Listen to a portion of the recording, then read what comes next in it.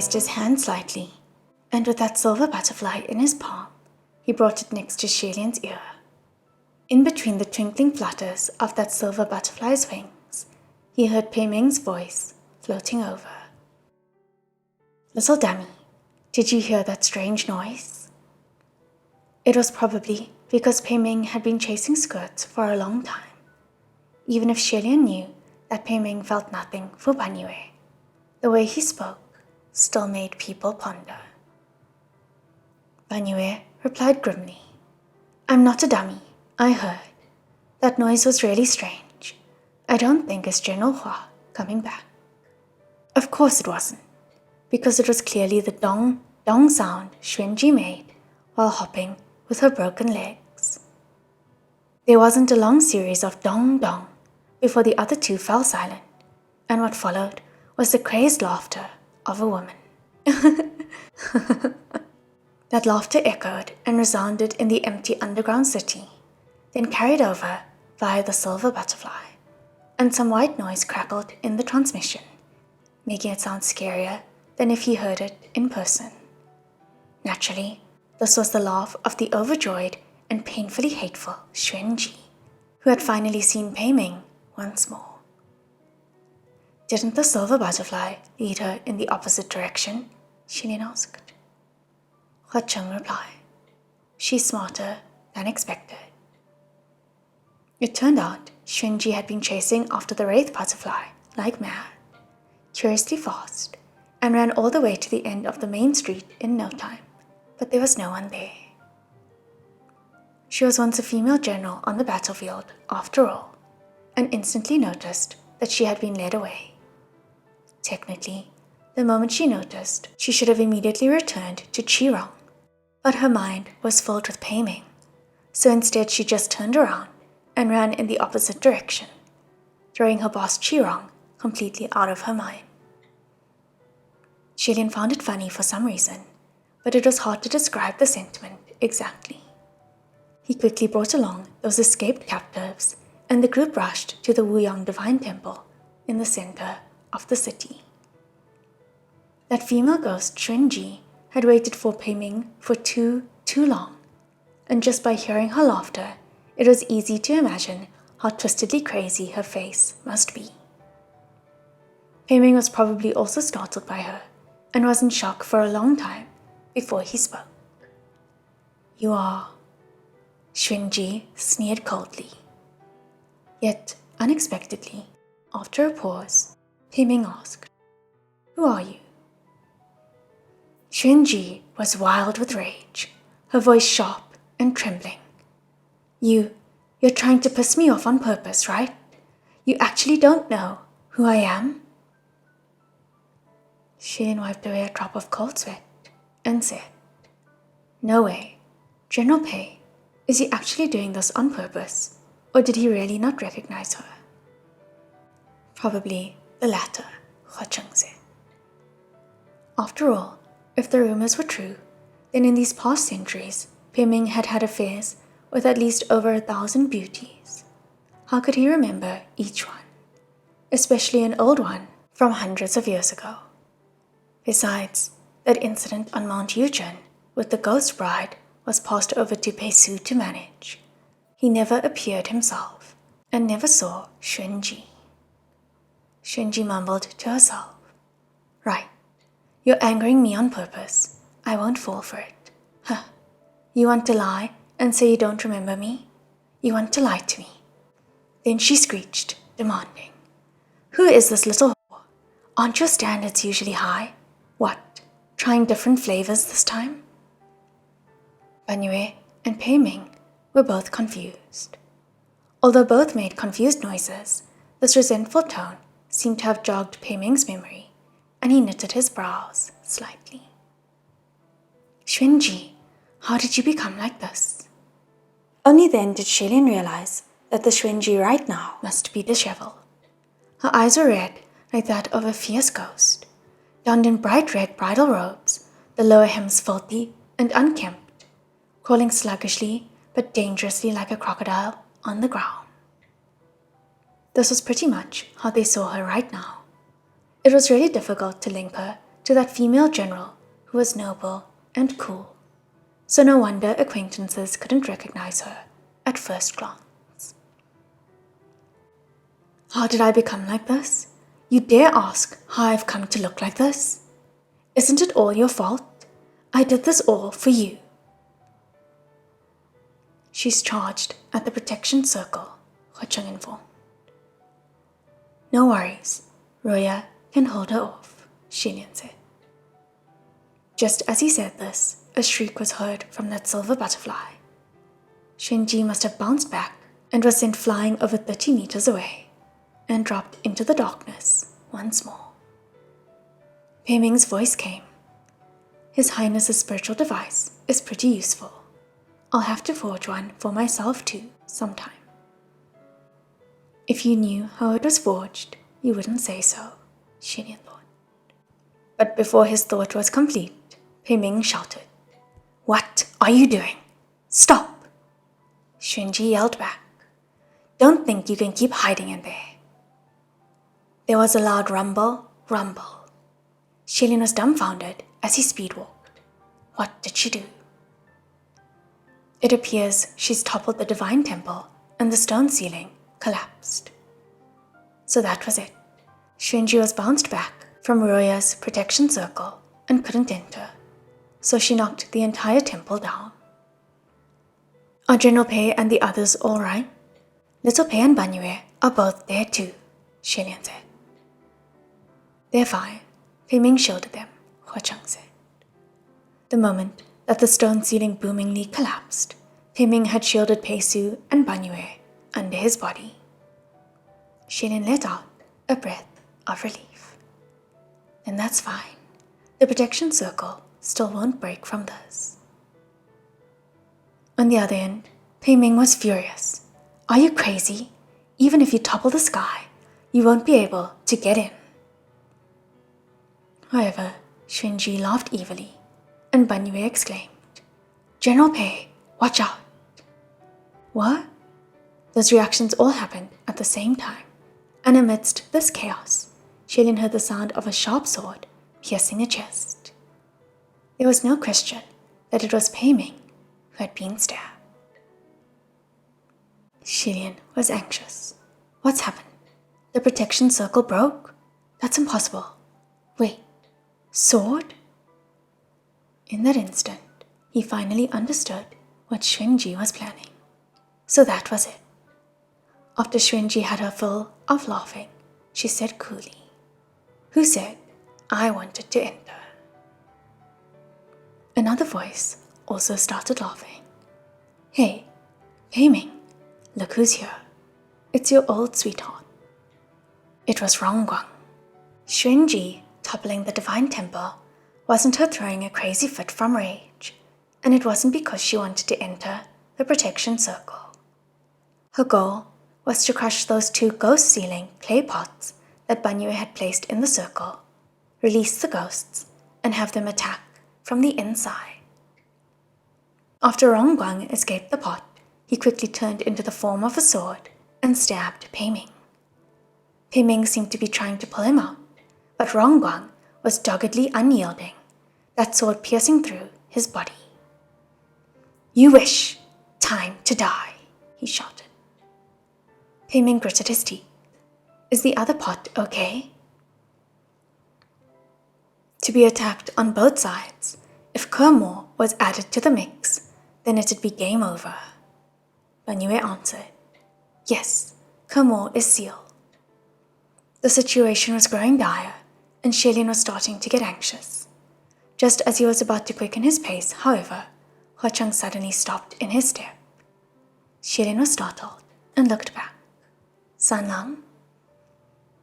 On the back of He Cheng's hand rested another wraith butterfly, seeming to be whispering something to him.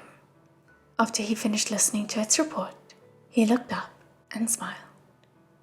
Gogo, no need to panic. Looks like it'll be fine, even if we don't rush over. On the other end, with Guan pierced through Pei Ming's chest, Xuanji was like a red gecko as she gripped his boots before climbing up his leg. With the way she was dressed and that ghost fire looming over her head. She was the epitome of a crazed female ghost. Pei Ming cried. You! Xuanji murmured. Pei darling, Pei darling. In her current position, it really couldn't be said whether she wanted to strangle him to death or tightly embrace him. Suddenly, in the periphery of her vision, she saw Pei Su, who was being shielded behind Pei Ming. She recalled that it was this cold and stoic martial guard who apprehended her the last time, and she gritted her teeth. You little mutt! Just as her claws were about to swipe down, another hand seized her wrist. Both wrists were equally pale, and when she looked to see, it was Ban Yue who stopped her. When Xuanji saw another woman by Pei Ming's side, her heart burned. She cried, I haven't even come for your little wretched life, but here you are, giving yourself up to me. Then she grabbed for Ban Yue's head. However, Ban Yue wasn't one of those good and obedient little brides who would stand around and wait to be scratched to death, and Xuanji's other wrist was seized without fail. Xuanji was a female general whilst alive. She knew that her strength would put most men to shame, and typical female ghosts could only let themselves be beaten. Yet she hadn't thought that this little girl, who looked so thin and weak, like a simple breeze could knock her over, possessed such terrifying power in her arms, almost stronger than Xuanji herself. Not only were both her wrists cuffed and unable to move, when the two matched eyes, Xuanji was even more stunned. This little girl's eyes were full of aggression and murderous intent, like the shimmer of a blade in combat. It reminded her of the battlefield. Her heart lurched, and she threw her hands to break free of the hold. Ban Yue picked up Pei Su and hopped meters away, landing lightly on her feet. Let go of General Pei. The sword buried in Pei Ming taunted. Pei Ming, you sure are lucky with women. Do you see? 2 female ghosts are fighting over you. Ha! Xuanji clung to Pei Ming like a contorted snake, her 10 fingers choking his neck. She said coldly, Your little lover seems to have some skill. Pei Ming coughed out a mouthful of blood. I don't. She's not my lover. You're still trying to deny it, Xuanji cried. If she's not your lover, why would she tell me to let you go? If my old hag was here, she'd also tell you to let me go. By your definition, would she be my lover too? Pei Ming countered. Only his frivolous nature could be blamed at this point, calling people little dummy for no good reason, and Xuanji was going mad with jealousy. What? Afraid to admit it now? Weren't you all intimate when calling her before? Didn't you used to be much more open when you got your hands on a new flame? You've always been so honest with me, not caring for my feelings at all. Do you know how much I've suffered? So why are you scared of admitting to it now? General Pei, are you afraid to die now? Or do you really love her so much that you couldn't bear to have me touch a single finger of hers? Still a far distance from the divine temple, Shailin watched the scene play out from afar and felt he really couldn't bear to watch anymore. He looked back. Sunlong, how about we go up and rescue them first? Ho Changlong, no need to panic, Burger. Someone else will show up on our behalf. Besides, even if we go over now, Xuanji still won't release her chokehold on Pei Ming. That was true. With hostages around, things would indeed be rather inconvenient. Yin Yu and the farmers were also watching nervously, and they all said, Yeah, I could feel that female ghost love has morphed into hatred. She's going nuts. I don't think so. I'm sure she couldn't do it. Want to eat some melon seeds? Give me another handful, thanks. How can everyone be in the mood to munch on melon seeds? Shilin said and frowned. Your Highness, didn't you munch a bunch too? The people said. Huh? Only then did Shilin realize that while he was so focused on the show earlier, he unconsciously received a handful of melon seeds that they had passed over, and he'd eaten them all. He slapped his forehead. How rude of me. On the other end, Pei Ming was at the end of his rope. Xuanji, can you not think that way every time? It's been so many years. Why can't we just shake hands and walk away? Why must you be like this? Xuanji's hands, strangling him, squeezed harder, her almond eyes bulging. You messed with me first, and you want to shake hands and walk away? As if. Pei Ming sighed. You really haven't changed a bit. It's precisely because of this that we didn't work out. Xuanji thrust her face to his and cried in rage. Like this? Like what? Am I not beautiful enough? Because I refused to give you Yushi's battle plans and army secrets? You refused them yourself. You said you didn't like that I was so strong, so I was willing to abandon even my legs. Do I not love you enough? Who can love you more than me? But you won't look my way, not even once in these past hundreds of years. When have you ever come to see me? Pei Ming pushed away the face that was pressed so close to his and shouted, It's because I know that you'd go crazy if I came to see you, that I didn't visit. Xuanji grabbed hold of the Ming Guang sword in his chest and stabbed it in a few more inches, then pulled it out. Pei Ming puked out another few mouthfuls of blood. Xuanji yelled, Say it, in the name of your heavenly official status. Swear that from now on, there's only me.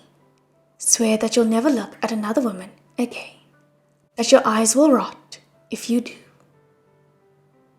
Rongguang was also enjoying this. Hurry and say it, Pei Ming. Say it, and you can salvage your little life. Pei Ming cursed. Shut up! God damn it! I had never thought, despite not dying on the battlefields and not dying under the world's most sacred sword, I'd die at the hands of a crazy female ghost. Not having gotten the answer she desired, Xuanji was thoroughly enraged, and her claws shot out, gripping his head. Shilin really couldn't wait any longer. Sanlang, I really think things are getting out of hand. Will the person you spoke of make it in time? If not, then I'll go. It's fine, Hua Cheng said. Go look, here they come. Just as the words left his lips, the enraged and mad Xuanji completely froze. It was as if someone had cast a petrification spell on her. Her body and her expression were frozen. Pei Ming had already been stabbed by her repeatedly a number of times, his puked blood covering the floor. From within the darkness, there came the sound of clean and crisp ox hooves, steady and calm. Click-clack, click-clack. Soon after, a person riding a black ox appeared before them all. The one riding the black ox was a woman in verdant robes, her eyes clear, her expression calm and quiet. Her head was held high as they languidly approached, like she was watching something far away. Pei Ming was stunned. Queen Yushi. That woman inclined her head and looked at him, her demeanor unchanged. She gave a slight smile, bowing her head to return the greeting. Shilin was also shocked. Queen Yushi? Hua Cheng replied, That's right, the current reign master of the heavens, the 16th princess of the kingdom of Yushi, Yushi Huang, was also the last queen of the kingdom of Yushi.